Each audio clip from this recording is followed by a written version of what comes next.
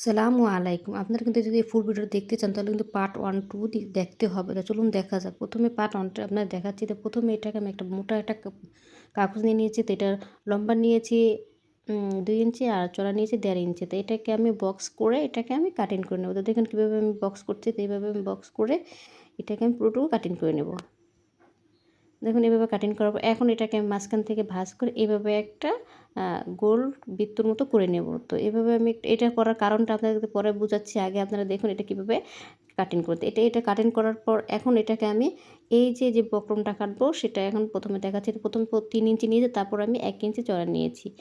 তো এখন এটা লম্বা নেব আমি ৬ ইঞ্চি। তো এটাকে ৬ ইঞ্চি নেওয়ার পর মানে ৬.৫ ইঞ্চি নেব। তো এটার সাইডে ১ ইঞ্চি বক্রম রেখে দেখুন এই ১ ইঞ্চি। তো এখান থেকেও আমি সেমভাবে এটাকে আমি এরকমভাবে আমি আরেকটা কোণাকুনি কেটে এই যে দেখুন এখানেও ১ ইঞ্চি নিচ্ছি, আমি ওখানে ১ ইঞ্চি নিচ্ছি। তো এখানে ১ ইঞ্চি এখানে নেওয়ার পর এখন এটাকে আমি কোণাকুনি করে দাগ কেটে নেব। আপনারা কিন্তু একটু ভালো করে বুঝতে হবে যে কোথায় কতটুকু নিচ্ছি। তা সে যদি নেন তাহলে কিন্তু আপনাদের গলাটা দেখতেও সুন্দর লাগবে আর ভুলও হবে না।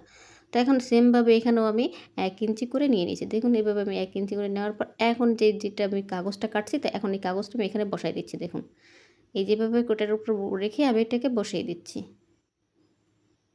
তো এভাবে আমি দাগ কেটে নেওয়ার পর এখন এটাকে আমি কেটে নেব। তো সাইডে আমি ১ ইঞ্চি বক্রমটা রেখে এটাকে আমি কেটে নিচ্ছি। তো দেখুন এটাকে আমি কেটে নিচ্ছি। আমি কিন্তু এখানে অনেক আস্তে ধীরে দেখাচ্ছি, যদি না বুঝেন সেটা কিন্তু অবশ্যই কমেন্টে জানাবেন। আর কিন্তু ফুল ভিডিওটা কিন্তু আপনাকে আমি বলে দিচ্ছি যে পার্ট 1, 2 আছে সেটা কিন্তু দেখতে হবে পুরো ভিডিও যদি আপনার এই গলার দেখতে চান। তো এভাবে আমি কাটিং করে নিচ্ছি। তো দেখুন এই দেখুন এটাকে আমার কাটিং করা হয়ে গেল। এখন আমার যে এই বক্রমটা ছিল সেই বক্রমের যে ১ ইঞ্চি সেটাও কিন্তু আমি কেটে নেব। সেটাও আমি দেখাচ্ছি। এই যে দেখুন বক্রম যে সাইডের কাটা ছিল এইটাই কিন্তু আমার যেই গলার চড়াটা সেটাই কিন্তু এই যে এখন এটাকে আমি কাপড়ের সাথে আয়রন করে নিয়েছি।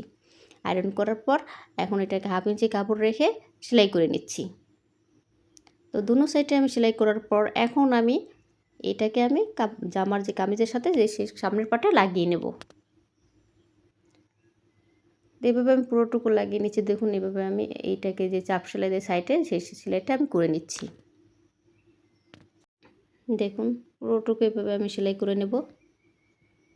এখানে কিছু না বোঝার কিছু নেই। এখানে বক্রমের সাইডে যে ১ সুতো সেখানে কিন্তু আমি সেলাইটা দিয়ে দিচ্ছি। তো সেলাইটা দেওয়ার পর এখন এটাকে আমি 1/2 ইঞ্চি কাপড় রেখে এখানে কাটিং করে নেব। পুরোটুকু এভাবে আমি কাটিং করে নেব। তো এভাবে দেখুন